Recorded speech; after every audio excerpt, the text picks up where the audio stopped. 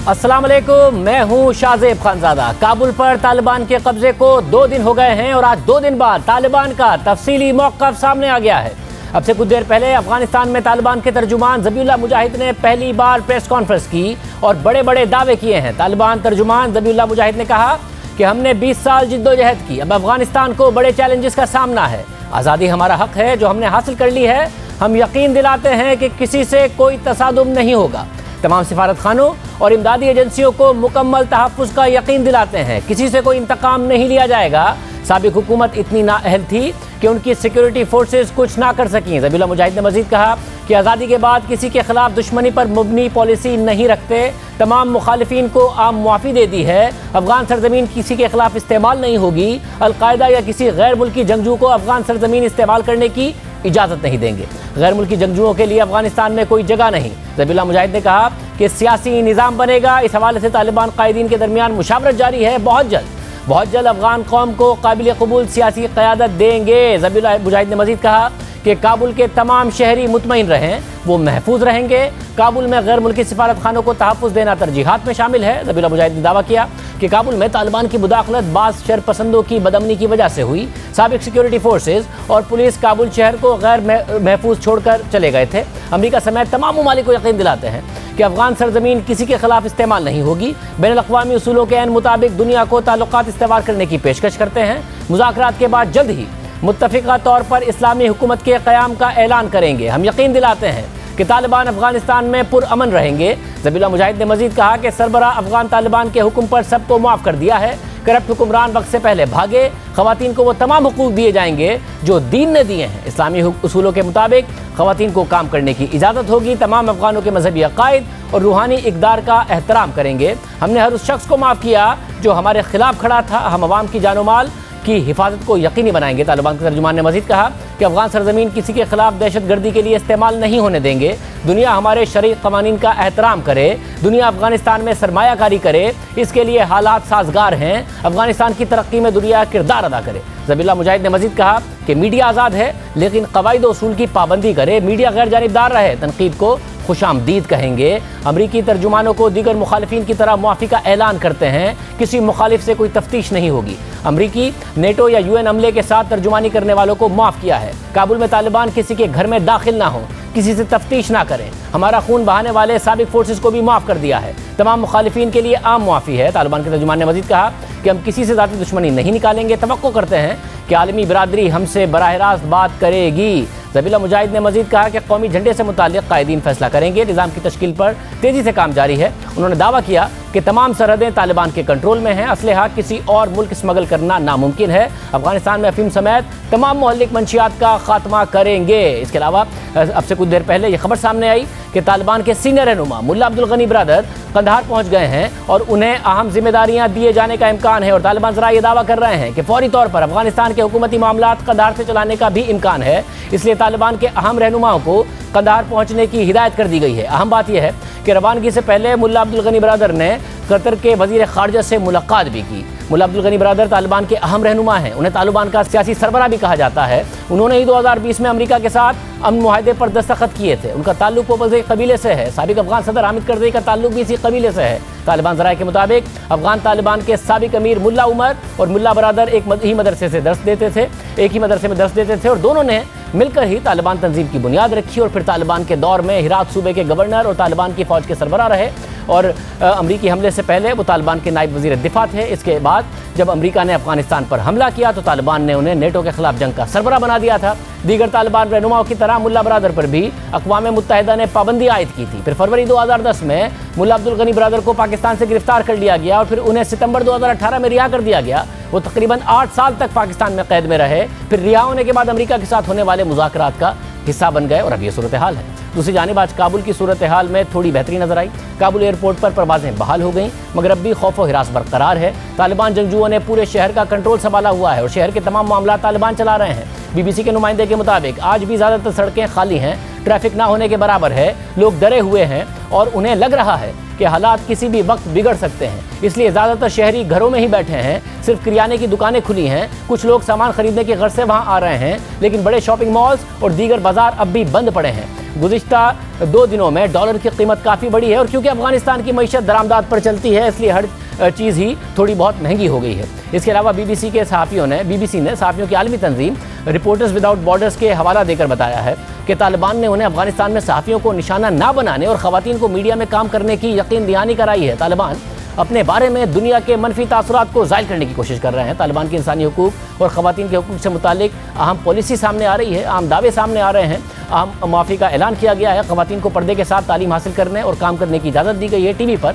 ख़वातीन एंकर्स नज़र आ रही हैं, ख़वातीन सहाफ़ी फील्ड रिपोर्टिंग भी कर रही हैं। सिर्फ यही नहीं, तालिबान रहनुमा अब्दुल हक हम्माद ने स्टूडियो में बैठकर खातून एंकर को इंटरव्यू दिया काबुल में। इसके अलावा तालिबान की काबुल में ख़वातीन डॉक्टर्स से मुलाकात की वीडियो भी सामने आई जिसमें तालिबान की जानिब से ख़वातीन डॉक्टर्स को मुकम्मल इज़्ज़त और एहतराम की यकीन दहानी कराई जा रही है।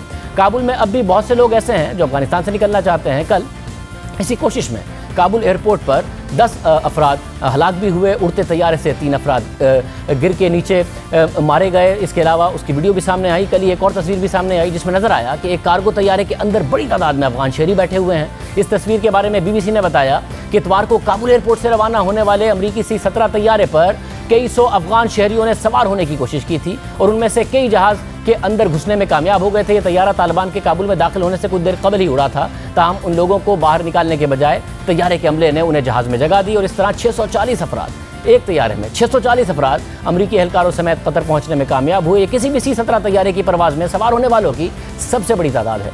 काबुल में सब कुछ हो रहा है, मगर अहम बात यह है कि माजी के बरक्स तालिबान के बर्ताव में एक गैर मामूली तब्दीली नज़र आ रही है। अब ये मुस्तकिल बुनियादों पर है या आर्जी बुनियादों पर, यह सवाल अपनी जगह बरकरार है क्योंकि आज अफगान दारुल हुकूमत पर तालिबान के कब्जे का दूसरा दिन है और अमरीकी सदर जो बाइडेन शदीद तनकीद की जद में थे। वो अपनी गलती मानने को तैयार नहीं है बल्कि अफगान सदर और अफगान फ़ौज पर जिम्मेदारी डाल रहे हैं। अमरीकी सदर जो बाइडेन ने कहा है कि अफगानिस्तान से अमरीकी फ़ौज के इनखला का फैसला दुरुस्त था और इस फैसले पर शर्मिंदगी नहीं है। अफगानिस्तान की नेशन बिल्डिंग कभी हमारा हदफ ही नहीं रहा। जो लड़ाई अफगान फ़ौज नहीं लड़ना चाहती वो अमरीकी फ़ौज क्यों लड़े? Our mission in Afghanistan was never supposed to have been nation building. Mission Afghanistan का मतलब कभी भी नेशन बिल्डिंग नहीं था। इसका मकसद कभी भी एक मरकज़ी मुत्तहदा जमहूरियत का क़याम नहीं था। हमारा अफगानिस्तान में एक ही कौमी मकसद था जो आज भी है और वो ये कि अमरीका की सरजमीन पर कोई हमला न हो। तो आखिर हुआ क्या?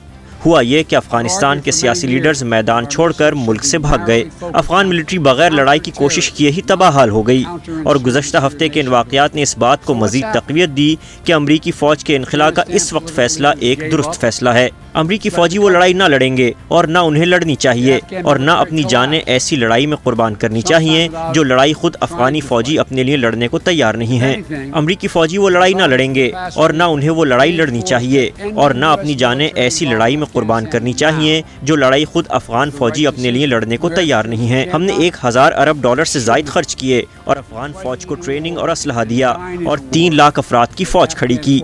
तो ऐसे में अमरीकी फ़ौजियों को लड़ाई का कहना जबकि खुद अफगान फ़ौजी लड़ने को तैयार नहीं, गलत होगा। अफगानिस्तान के सियासी लीडर्स साथ बैठकर अपने मुल्क के मुस्तकबिल का कोई हल नहीं निकाल सके।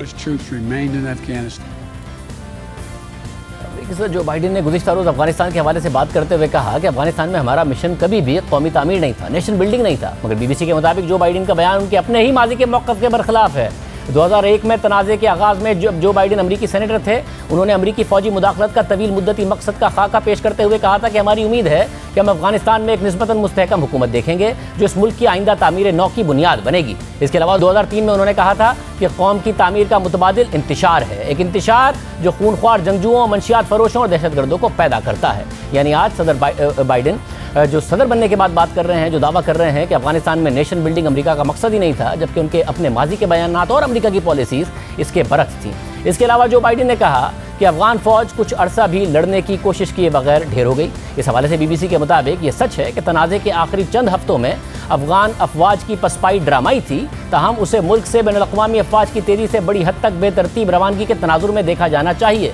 जब सदर बाइडेन ने अप्रैल में अमरीकी फ़ौजियों के इनखला का ऐलान किया तो 8000 इत्तेहादी अफवाज और 18000 कॉन्ट्रैक्टर्स जिन्होंने अफगान फोर्सेस को लॉजिस्टिक सपोर्ट फराहम की वो भी वहाँ से चले गए। अफगान फोर्सेस ने गुज़िश्ता 20 सालों में इन कॉन्ट्रैक्टर्स और ट्रेनर्स पर बहुत ज़्यादा इन्हिसार किया था। ये बात भी काबिल गौर है कि अफगान फ़ौज को भरपूर फंडिंग और इस असलहे से लैस करना कागज़ों की हद तक होगा, लेकिन हकीकत मुख्तलिफ थी। उन पर अक्सर करप्शन और कम हौसले का इल्ज़ाम लगाया जाता है। मगर पिछले 20 सालों में तकरीबन 70,000 अफगान पुलिस और अफगान फौजी एहलकार तालिबान से लड़ते हुए मारे गए। अमरीकी सदर ने अपने खिताब के दौरान साबिक अफगान सदर अशरफ गनी के हवाले से एक ऐसा बयान दिया जिससे तालिबान और अमरीकी मौक़िफ़ में अशरफ गनी के इस्तीफ़े और मुल्क छोड़ने से मुतालिक वाज़ेह तज़ाद पैदा हो गया है। दोहा मुज़ाकरात के हवाले से एक नई बहस छिड़ गई है। अमरीकी सदर के मुताबिक उन्होंने अशरफ गनी को मशवरा दिया था कि वो तालिबान से मुज़ाकरात करें, मगर उन्होंने उससे साफ इनकार कर दिया और ये कहा कि अफगान फ़ौज तालिबान से लड़ेगी। When I hosted President Ghani, जब अफगान सदर अशरफ गनी और अब्दुल्ला ने जून में व्हाइट हाउस का दौरा किया और जब मैंने जुलाई में अशरफ गनी से दोबारा फ़ोन पर बात की तो हमने खुलकर गुफ्तगू की थी।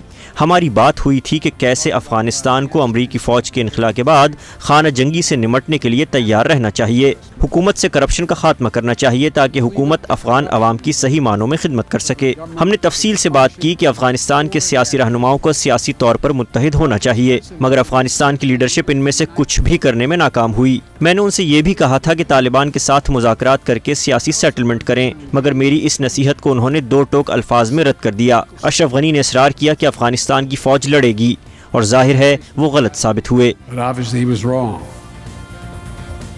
मगर दूसरी तरफ अफगान तालिबान एक अलग ही बात कर रहे हैं जो अमरीकी सदर के बयान की नफ़ी करता है। तालिबान के रहनुमा अब्दुल हक हम्माद ने एक टीवी इंटरव्यू में दावा किया कि कतर में इस बात पर इत्तफाक हो गया था कि अशरफ गनी कतर आकर इस्तीफ़ा देंगे, मगर वो मुआहिदा तोड़कर मुल्क से फरार हो गए।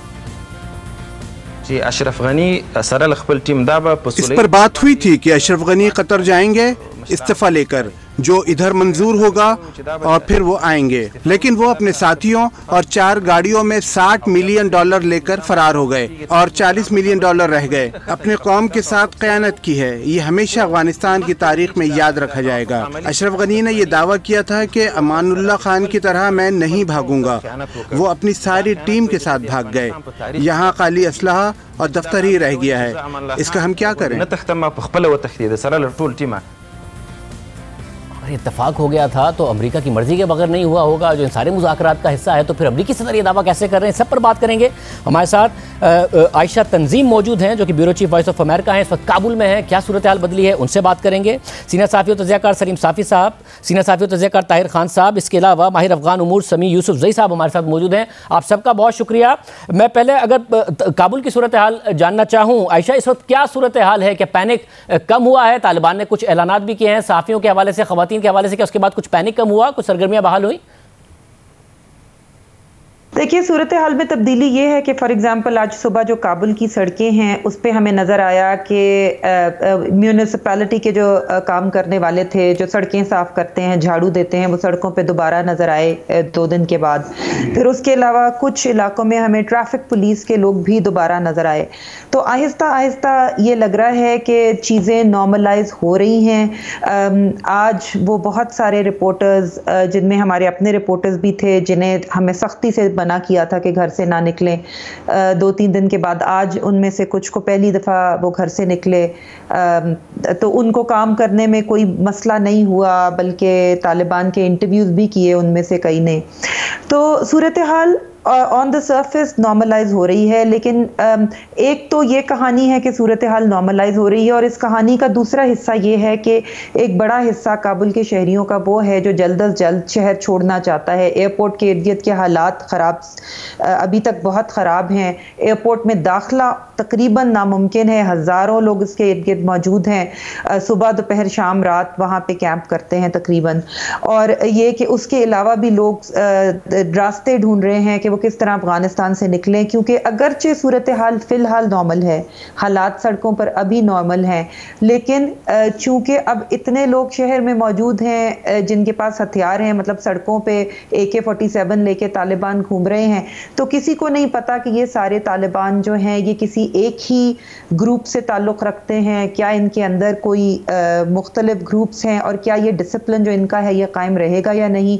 तो मुस्तक़बिल की जो गैर यकीनी सूरत हाल है उसका खौफ अभी तक बाकी है, लेकिन वो जो एक इनिशियल पैनिक था कि शायद आते ही शहर में कोई कत्लेआम ना शुरू हो जाए, शायद घर घर जाके तलाशी लेना ना शुरू कर दें, वो इनिशियल पैनिक ख़त्म हो चुका है। दूसरी बात यह है कि हमें ये पता है कि जो इम्पोर्टेंट जगह हैं काबुल की और जो इम्पोर्टेंट लोगों के घर हैं वहाँ तालिबान गए हैं, हर एक के घर गए हैं, डॉक्टर अब्दुल्ला के घर भी गए और जितने लीडर्स हैं सबके घर भी गए। तो वहाँ पे तालिबान जा चुके हैं, मिल चुके हैं, घरों के अंदर के चक्कर लगा चुके हैं। तो ये कि सड़कें जो हैं वो नॉर्मल होना शुरू हो गई हैं, बहुत आहिस्ता आहिस्ता। अभी भी कुछ लोग हैं जो इस सिचुएशन को बहुत गौर से मॉनिटर कर रहे हैं, लेकिन अभी 100% वो जो गैर यकीनी की सूरत हाल थी वो ख़त्म नहीं हुई। और अभी लोग ये देख रहे हैं कि ट्रांजिशन जो है वो कैसे होती है, कौन हुकूमत संभालता है। और हुकूमत, क्योंकि आपको पता है पावर स्ट्रगल एक बिल्कुल डिफरेंट चीज़ होती है एक शहर को मिलिटरीली ओवरटेक करने के मुकाबले में। तो अभी ये देखा जा रहा है कि वो जो ट्रांजिशन है वो कितनी पुरअमन होती है और कितनी पुरअमन तरीके से तालिबान की साइड पे कोई नॉमिनेट करते हैं जिसको भी वो करेंगे हुकूमत संभालने के लिए, और जिस तरह से भी ये ट्रांजिशन होगी। एक बात और बताइएगा कि तो इस वक्त पूरा का पूरा कंट्रोल तालिबान के पास है, अफगान पुलिस अफगान फौज का अब कोई नामो निशान नहीं है? अफगान आर्मी अफगान पुलिस हमें अब एयरपोर्ट के चंद हिस्सों के अलावा कहीं नज़र नहीं आ रही, और ट्रैफिक पुलिस का जैसे मैंने आपको कहा कि चंद एहलकार सड़कों पर हमें सुबह को नज़र आए थे, लेकिन जो अफगान सिक्योरिटी फोर्सेस हैं, आर्मी हो गई, पुलिस हो गई, स्पेशल फोर्सेस, उनकी अभी कोई विजिबिलिटी नज़र नहीं आ रही। अभी कुछ पता नहीं है कि वो कहाँ हैं। जैसा कि मैंने बताया कि चंद हिस्से एयरपोर्ट के हैं, ख़ासतौर पर एयरपोर्ट का जो बाहर का पेरिमीटर है जहां पे हमें अफगान सिक्योरिटी फोर्सेस के एहलकार नजर आते हैं। जो इंटरनेशनल फोर्सेस हैं एयरपोर्ट के पेरिमीटर के उन्होंने 2-3 लेयर्स बनाई हुई हैं।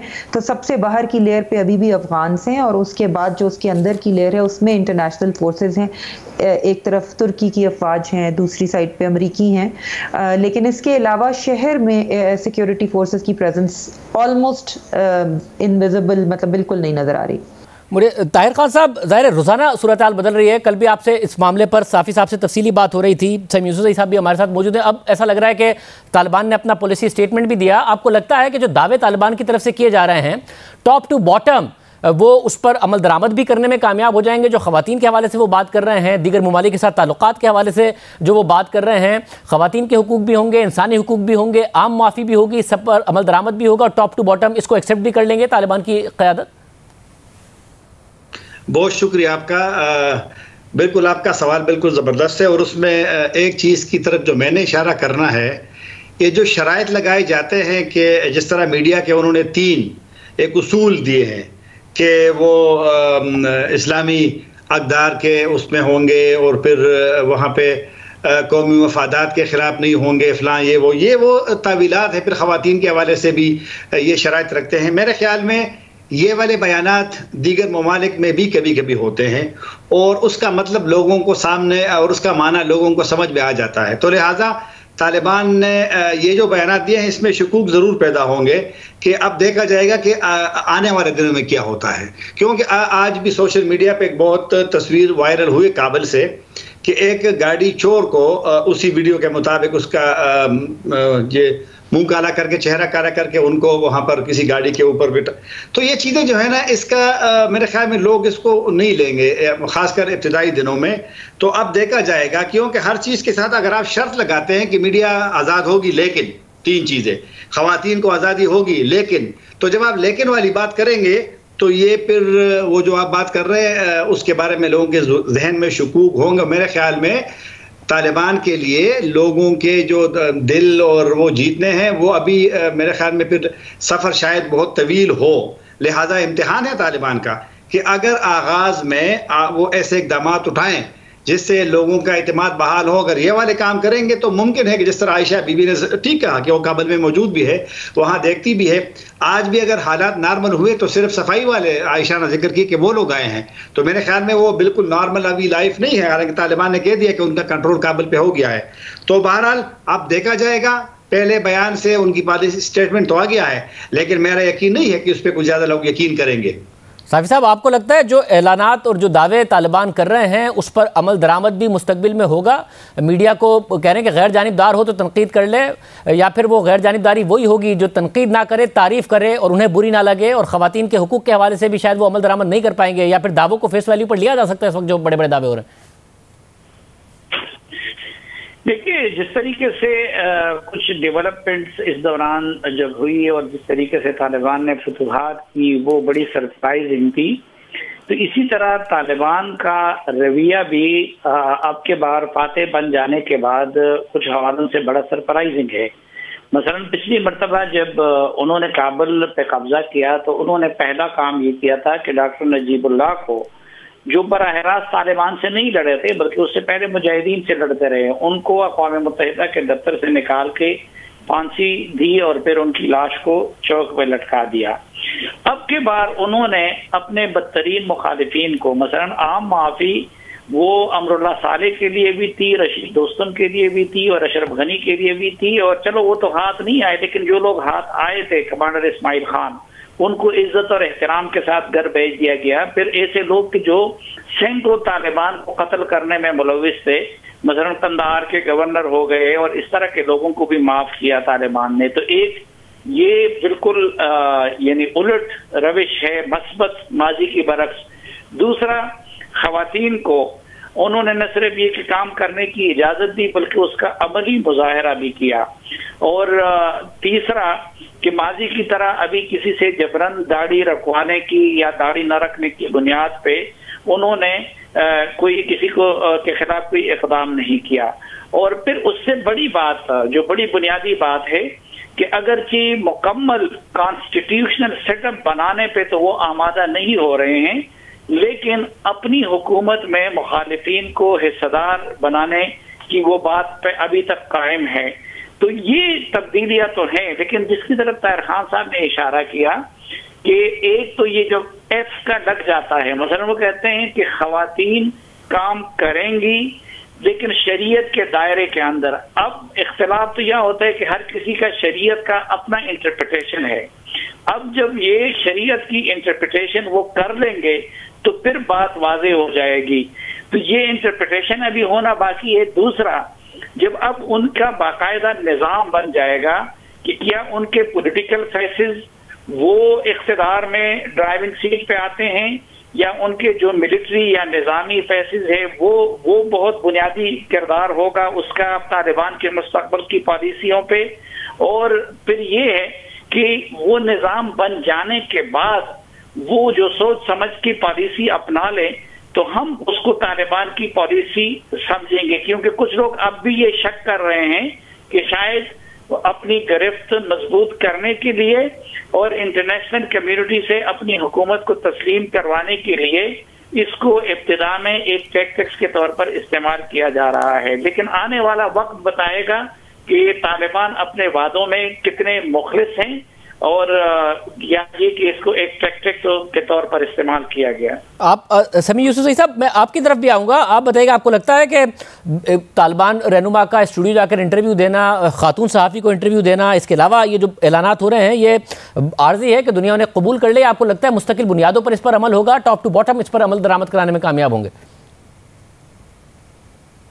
जो काबुल में हो रही है वो तालिबान का कोई रस्मी मौक़िफ़ या पॉलिसी नहीं है। स्टेट टेलीविज़न पर अभी भी कोई खातून नमदार नहीं हुई, जो जिसकी दाढ़ी नहीं है उसको भी अलाउ नहीं है कि अफगानिस्तान स्टेट टेलीविज़न जो तालिबान के कब्जे में है उस पर आ जाए। लेकिन जाहिर बात है लोग ख़वातीन घूमते फिरते हैं कुछ इलाकों में बगैर बुरके के, लेकिन अभी तक एक डर है, अभी तक लोग खौफ में है। अभी तक तालिबान के जो लोग पहुंच गए काबुल वो भी अभी तालिबान जो रेल तालिबान है वो नहीं है। हर बंदे ने अपने गांव से लोगों को बुला दिया, इसलिए कि तालिबान ने जब 2001 में काबुल शहर को छोड़ा था, एक कंडरात शहर था और उस वक्त एक 5-7 लाख के शहर था, अब ये 5-6 मिलियन के शहर बन गई है। तो अब भी उसको मुकम्मल तौर पर कंट्रोल करना के लिए एक चैलेंज होगा कि वो करे। लेकिन अभी तक ऑफिशियली हम कुछ नहीं कह सकते कि खवातीन के मुस्तकबिल का क्या किरदार होगा, काम पे आने का क्या किरदार होगा, टेलीविजन पे उसका आना अभी बाकी है। अभी जो कुछ हो रही है कोई पॉलिसी नहीं है, लेकिन सुन रहे हैं कि तालिबान की सारी लीडरशिप काबुल की तरफ जा रही है। जब सीनियर लीडरशिप पहुंच जाए काबुल और फिर हुकूमत का फैसला हो, उसके बाद इसके सारे खदोखार वाज़ेह होंगे। लेकिन फिलहाल लोग बड़ी सहमी हुई है, लोग डरी हुई है, ज्यादातर लोग घरों से नहीं निकल रहे हैं। मुझे ताहिर खान साहब आप ये बताइएगा कि अब एक अजीब सूरत हाल है। कल जब इंटरव्यू दिया, कल जब तकरीर की अपना मौक़िफ़ देने के लिए सदर बाइडन पर बड़ी तनकीद हो रही थी, उन्होंने कहा कि मैंने तो कहा था सदर अशरफ गनी से कि मुज़ाकरात कर लें, पॉलिटिकल सेटलमेंट कर लें, मगर उन्होंने कहा नहीं अफगान फ़ौज लड़ेगी, अब वो ही नहीं लड़ रहे तो हम क्या करते हैं, हमारे इंखला का फैसला दुरुस्त था। मगर तालिबान ये कह रहे हैं कि हमारी तो अंडरस्टैंडिंग हो गई थी अशरफ गनी से कि उन्होंने इस्तीफ़ा देना है, फिर मामलात होंगे, मगर वो वैसे ही भाग गए। तो अगर ये अंडरस्टैंडिंग हो गई थी तो ये अमरीकियों के बगैर नहीं हुई होगी, उनके इल्म में लाए बगैर नहीं होगी, क्योंकि मुज़ाकरात का हिस्सा वो भी हैं। ये क्या, कौन ठीक कह रहा है, क्या हुआ ये? क्या अशरफ के गनी साहब अचानक भाग गए, अमरीकियों को भी नहीं पता चला, या फिर बाइडेन अपनी शर्मिंदगी मिटाने के लिए गलत बयानी कर रहे हैं? नहीं, मेरा नहीं ख्याल कि अमरीकी सदर गलत बयानी कर रहे हैं। ये जो काबुल में पहले पाकिस्तान का जो अगर मौक़िफ़ होता था या पाकिस्तानी में यहाँ एक बहस जब होती थी टीवी चैनलों में, तो अमेरिका के किरदार के हवाले से तो पाकिस्तानी बड़े वाकिफ़ है, जिस तरह कि अभी पाकिस्तान के साथ रवैया है। और चलो अगर थोड़ा माजी में चले जाएं कि जो ही आखिरी रूसी वहाँ से चला गया अफ़गानिस्तान से, तो सबसे पहले वार अमेरिका ने पाकिस्तान पे किया। F-16 आपने पैसे दिए हैं, अत्ता के पैसे भी नहीं दे रहे वापस, कह रहे थे कि इसके गंदम मिलेगी आपको। आप 2017 डोनाल्ड ट्रंप की जो जनूबी एशिया की पॉलिसी है उसमें पाकिस्तान की मजम्मत की उन्होंने। फिर 2018 जनवरी 1 को जो सदर ट्रंप का ट्वीट था पाकिस्तान की, उसने मजम्मत की। लेकिन जब उनको ज़रूरत पड़ी अक्टूबर 2018 में कि वो मुज़ाकरात शुरू कराने हैं तालिबान से, तो फिर पाकिस्तान की तरफ आना पड़ा उसको। फिर जब 2019 अगस्त में सदर ट्रंप साहब ने तालिबान के साथ मुज़ाकरात रोक लिए थे, फिर उनको न मार के कैसे शुरू करे, तो ज़ल्मे खलीलज़ाद सितंबर में इमरान खान साहब से यूनाइटेड नेशन में मिले कि हम चाह रहे हैं कि दोबारा शुरू कर दे, आप मेरी मदद करें। तो आपको याद होगा कि फिर तालिबान और ज़ल्मे खलीलज़ाद पाकिस्तान आ गए थे अक्टूबर 2019 में, मुज़ाकरात दोबारा शुरू हो गए और फिर वो एग्रीमेंट का भी ऐलान हो गया। अमेरिका अपने मफादात का है, और ये जो अफगानिस्तान आया था उसने कह दिया ना सदर बाइडन ने कि हमने हमारे मकासद तो पूरे हो गए। और ये बात उसकी बिल्कुल दुरुस्त है कि 3.5 लाख आपकी फौजी है, हम आपको एयर सपोर्ट अभी भी दे रहे हैं, आपको उनके बम्बिंग कर रहे हैं तालिबान के पोजीशंस को, तो जंग तो आपने लड़नी है। सदर बाइडन तो इस बयान से पहले ये भी कहा था कि उनको अफगान फोर्सेस पे ज्यादा एतमाद है और तालिबान पे नहीं है।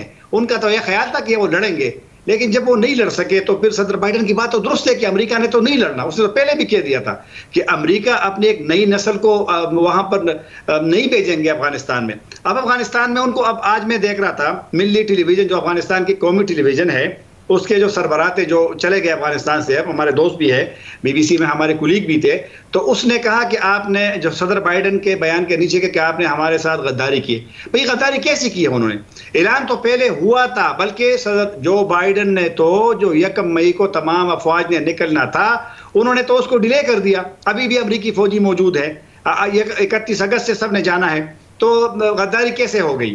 तो जो मामला तो पहले से तय हुआ था कि ये लोग जाएंगे, और यही तवक्को थी कि अगर पॉलिटिकल सोल्यूशन नहीं, इमरान खान बार बार क्यों कहते हैं वज़ीर आज़म पाकिस्तान कि सियासी हल होना चाहिए था, सियासी हल होना चाहिए, लेकिन सियासी हल तो फिर अफगानों के हाथ में है। अगर तालिबान और अफगान हुकूमत हल नहीं करते थे तो अमेरिका उसमें क्या कर सकता है? अमेरिका तो नहीं लड़ सकता। तो मेरे ख्याल में सदर बाइडन का बयान बिल्कुल दुरुस्त है, और किसी को तवक्को नहीं थी कि इसी तरह अशरफ गनी साहब और उनकी कैबिनेट और वो चली जाए। तो लिहाजा मेरे ख्याल में दूसरों पर इल्ज़ाम लगाने के लिए, और ये सिर्फ नहीं कि जो बाइडन को लोग गद्दार कह रहे हैं, आप यकीन कीजिए, आप सोशल मीडिया पे जाइए, वो लोग जो कि बहुत ज़्यादा तारीफ़ें करते थे सदर अशरफ गनी साहब के, वो आप जाएं उसमें देखें तो वो बिल्कुल उलट हो गए हैं, क्योंकि सारे लोग अपने लीडरशिप से भी पूछती है क्या। और तालिबान की स्ट्रेटजी देखें, तालिबान कैसे उन्होंने घेर लिया काबुल को। शुरू किया उन्होंने शुमाल से, गैर पश्तून इलाकों से शुरू किया, और जब गवर्नर साहब खुद देते हैं सूबा कि आप ले लो सूबा, मैंने जाना है,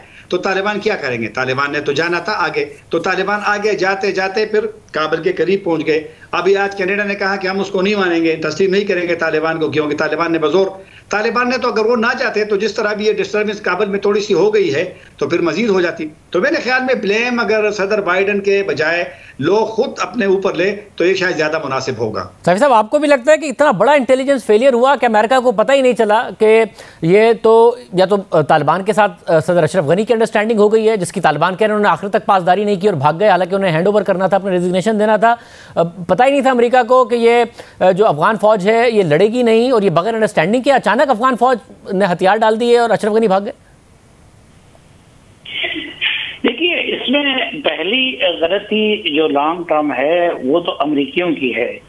अब कल जो बाइडेन खुद बड़े मासूम बनने की कोशिश कर रहे थे, मसलन बॉन कॉन्फ्रेंस में पाकिस्तान ने मशवरा दिया कि तालिबान को शरीक किया जाए, उन्होंने नहीं करने दिया। फिर हामिद करज़ई ने मुजद्दिदी की क़यादत में कमीशन बनाया तालिबान से मुफाहमत के लिए, अमरीकियों ने उनको करने नहीं दिया। उसके बाद उसने रब्बानी की क़यादत में कमीशन बनाया, उन्होंने उसको करने नहीं दिया, जितनी भी एफर्ट्स उनके दौर में हुई थी। फिर जब अशरफ गनी का भी अमरीकियों के बाद अगर दूसरा कोई कसूर आता है, ये तो अमरीकी थे कि अफगानिस्तान को छोड़ के इराक में जा घुसे। फिर 2014 में ये काम जब वो कर रहे थे कि अफगान हुकूमत को बाईपास करके दोहा में उन्होंने तालिबान के साथ बराह रास्त मुज़ाकरात शुरू किए, तो हामिद करज़ई का कद पहले भी अशरफ गनी की बनिस्बत बहुत बड़ा था और कल तो और भी बड़ा हो गया। तो देखिए उस वक्त हामिद करज़ई अमरीकियों के सामने खड़े हो गए और उन्होंने कहा कि ये क्या बात हुई कि मेरी हुकूमत को बाईपास करके आप उधर मुज़ाकरात करेंगे। तो उन्होंने कतर के सफीर को भी भेज दिया और वहां से अपने सफीर को भी बुला दिया और अमेरिकन से कहा कि ये काम और हमारी डेड बॉडी होगा। अशरफ गनी ये हिम्मत नहीं दिखा सके अमरीकियों के सामने। उनको अगर ये था तो उनको भी वो रुकावट डालनी चाहिए थी कि मेरी हुकूमत को बाईपास करके आप ये काम ना करें। फिर पिछले साल के दौरान देखिए जब कतर डील हो गई तो पाकिस्तान में ये रियलाइजेशन हो गई, अगर अफगानिस्तान के मोहब्बत में नहीं भी थी तो पाकिस्तान की अपनी जरूरत के तहत यहाँ क़यादत ने ये रियलाइज किया था कि अफगानिस्तान में पॉलिटिकल सोल्यूशन सबसे ज्यादा हमारी जरूरत है। और मैं बहुत सारी चीजों से जाती तौर पर वाकिफ हूँ कि इस साल के दौरान आर्मी चीफ ने, DGISI ने और जो अफगानिस्तान के लिए हमारे स्पेशल एनवॉय हैं सादिक, इन्होंने हर बार इस्तेमाल किया पॉलिटिकल सोल्यूशन के लिए, मिन्नत करने का भी, दबाव डालने का भी, और अशरफ गनी उससे लम्हा बलम्हा उनको आगाह करते रहे। इसलिए आपने देखा होगा कि अमेरिकन या ज़ल्मे खलीलजाद इस दौरान पाकिस्तान के खिलाफ बयान नहीं दे रहे थे, लेकिन जो भी एफर्ट्स थी वो अशरफ गनी की तरफ से उसको सबूताज कर दिया जाता। मसलन आखिरी मरतबा काफी मामला एक हद तक पहुंचा दिया था पाकिस्तान ने और आर्मी चीफ गए ब्रिटिश जनरल के साथ, उनके सामने ये सारी चीजें डिस्कस कर ली। और लेकिन अगले दिन उन्होंने क्या किया, उन्होंने हमदुल्लाह मुहिब को पाकिस्तान के बॉर्डर के उस पे भेज के उधर पाकिस्तान को गाली पड़वा दी। तो वो स्पॉइलर का किरदार अदा करता रहा। अगर पाकिस्तान ने अमेरिका और तालिबान की डील कराई तो उसकी एक वजह ये थी कि अमेरिकन ने पाकिस्तान को स्पेस दिया था। इन्होंने न पाकिस्तान को स्पेस दिया और न पाकिस्तान को तालिबान के सामने बात करने के काबिल छोड़ा।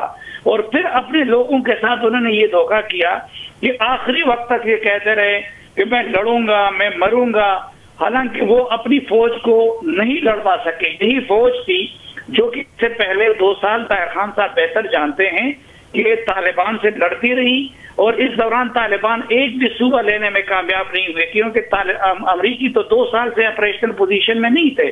फिर जब वो काबुल के इर्द गिर्द जमा भी हो गए तब भी अशरफ गनी का ये इसरार था और इतना गैर संजीदा बिहेवियर था कि एक हफ्ता पहले वो प्रेसिडेंसी में बैठ के तालीम के लिए 5 साला मंसूबे की इजलास की सदारत कर रहे थे, 5 साला मंसूबा बनाने की। तो वहां पे भी कुछ वज़रा ने सवाल उठाए कि जी ये हम क्या कर रहे हैं। अच्छा, फिर जब वक्त आया कभी जैकेट खोल के, कभी वो कि जी मैं लड़ूंगा, मैं मरूंगा, लेकिन फिर उन्होंने ये किया कि अपने साथियों को, अफगानों को, काबुल के शहरियों को इस तरह छोड़ के वो खुद निकल गए। हालांकि हामिद करज़ई अपने बच्चों के साथ काबुल में मौजूद है, इसीलिए मैं कहता हूं कि उनका कद बहुत बढ़ गया। गुलबदीन हिकमतयार वहां पे मौजूद है। तो अशरफ गनी ने अफगानों को भी मायूस किया, पीस प्रोसेस को भी वो सबूताज करते रहे और फिर ये कि अमरीकियों के भी तवक्कुआत पे पूरे नहीं उतरे। मुझे आप ये बताइए साहब, जैसे जिक्र कर रहे हैं कि यही अफगान फोर्सेस थे, यही लड़ते रहे थे। समी यूसुफज़ई साहब, मैं आपकी तरफ आऊँ तो क्या हुआ, ये जो अचानक सरेंडर हुआ तो ये क्या अंडरस्टैंडिंग के तहत हुआ, बगैर अंडरस्टैंडिंग के हो गया आपके ख्याल में? नहीं, कुछ अंडरस्टैंडिंग तो था, इसलिए कि जो कुछ सारे के वो जो एक चीज है, अफगान जो भी है वो लड़ रहा था, चाहे वो सामने उनकी जो भी हो, लेकिन ऊपर से जो अजीब व गरीब से जो जिन लोगों ने सरेंडर किया, जिनसे मेरी बात हो गई, जिनमें वो कह रहे थे कि हम लड़ने के लिए तैयार हो जाते थे, एकदम आर्डर आ जाते कि बस सरेंडर करो, लड़ाई नहीं करना।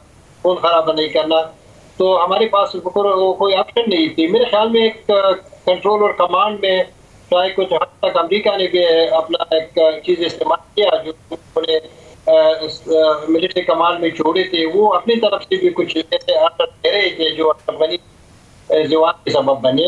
मेरे ख्याल में मुकम्मल तौर पर अशरफ गनी का जो स्ट्रेटजी था और जो मिलिट्री लोग थे वो डिलीवर नहीं हो रहे थे, उनके आर्डर मनवान डिलीवर नहीं हो रहे थे और मुसलसल कोलैप्सेस हो रहे थे अफगानिस्तान की, जो कि मेरे ख्याल में अफगानिस्तान में जो सबसे बड़ा लॉस किया, उन्होंने एक आर्मी बना दिया और बहुत बड़ी आर्मी, और इसकी कोलैप्स इस तरह होना ये अफगानिस्तान के लिए अच्छी बात नहीं है। इसलिए अफगानिस्तान एक ऐसा मुल्क है जहाँ पर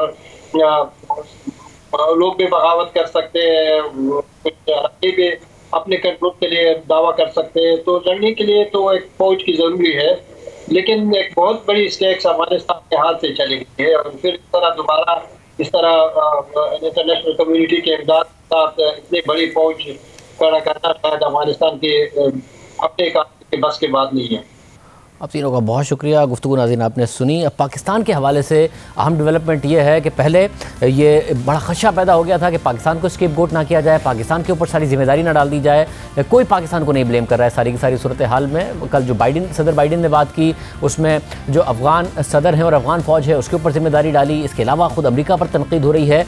इस अहम मामले में पाकिस्तान को आगे कैसे बढ़ना चाहिए, इस पर ज़रा और बात करेंगे एक ब्रेक में।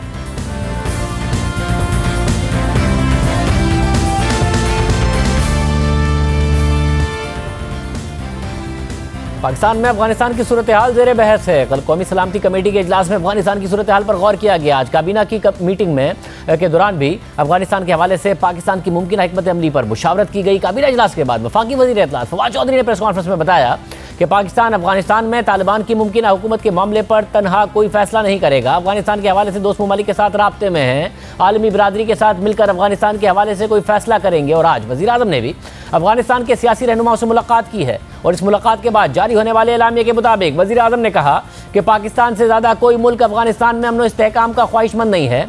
मौजूदा सूरत हाल में सबसे ज़्यादा अहम जिम्मेदारी अफगान रहनुमाओं पर आयद होती है। अफगान रहनुमा मिलकर पायदार अमन, इस्तेहकाम और तरक्की के लिए तामीरी किरदार अदा करें। वज़ीर आज़म इमरान खान ने कहा कि तमाम फरीक़ैन मौजूदा सियासी सूरत हाल की अहमियत को समझें। पाकिस्तान एक मुस्तहकम और पुरअमन अफगानिस्तान का ख्वाहा है। अमन व इस्तेहकाम की कोशिशों की हिमायत की मुकम्मल यकीन दहानी कराते हैं। यानी मुशावरत जारी है, पॉलिसी भी बनाई जा रही है और यह खदशा भी मौजूद है कि अफगानिस्तान में तालिबान की हुकूमत से कहीं पाकिस्तान में दोबारा अमन व अमान का मसला पैदा ना हो जाए, दहशतगर्द तंजीमें दोबारा मुनज़्ज़म ना हो जाएं। आज chairman peoples party Bilawal Bhutto Zardari ने भी खदशात का इज़हार किया और कहा कि हुकूमत दहशतगर्दी पर समझौता ना करे, नेशनल एक्शन प्लान पर फिलफोर अमल किया जाए, अफगानिस्तान के मामले पर फौरी पॉलिसी बनाई जाए और पार्लिमान को एतमाद में लिया जाए। पाकिस्तान के खदशात अपनी जगह बरकरार हैं। तालिबान का यह कहना है कि अफगान सरजमीन किसी भी मुल्क के खिलाफ इस्तेमाल नहीं होने दी जाएगी। हमने उससे बात करते हुए अफगान तालिबान के तर्जुमान सुहेल शाहीन ने यह मौक़िफ़ दोहराया, मगर साथ में यह भी कहा कि जिस मुल्क की भी अफगानिस्तान में सरमायाकारी है वो मुकम्मल करें। हमने कहा किसी मुल्क को, किसी ग्रोह को, किसी फर्द को हम इजाजत नहीं देंगे कि अफगानिस्तान की सरजमीन किसके खिलाफ इस्तेमाल करे। ये एक बात ये क्लियर है। दूसरा ये कि अगर वो चाहे कि उधर उन्होंने प्रोजेक्ट्स बनाए हैं, उधर बहुत रिकंस्ट्रक्शन प्रोजेक्ट है, इंफ्रास्ट्रक्चर प्रोजेक्ट है, वो कंप्लीट नहीं हो चुके हैं, इनकम्प्लीट है, वो कंप्लीट करें क्योंकि वो आवाम के लिए है।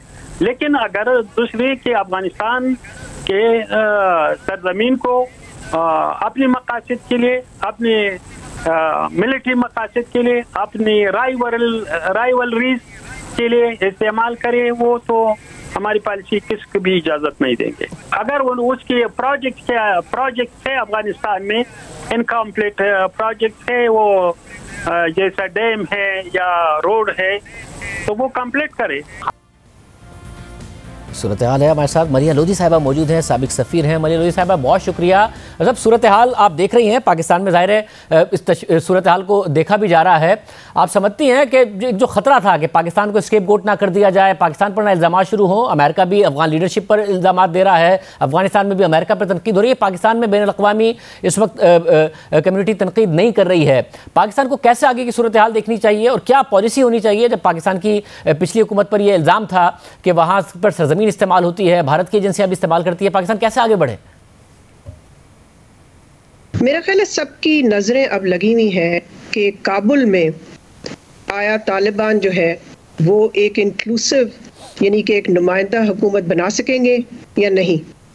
और मेरा ख्याल है कि पाकिस्तान की भी कोशिश है, इंटरनेशनल कम्युनिटी की भी यही कोशिश है कि तालिबान को ये मनाया जाए कि वो रिस्पॉन्ड करें जो मुख्तलिफ कंसर्न्स हैं बैनुल अक़वामी कम्युनिटी के भी।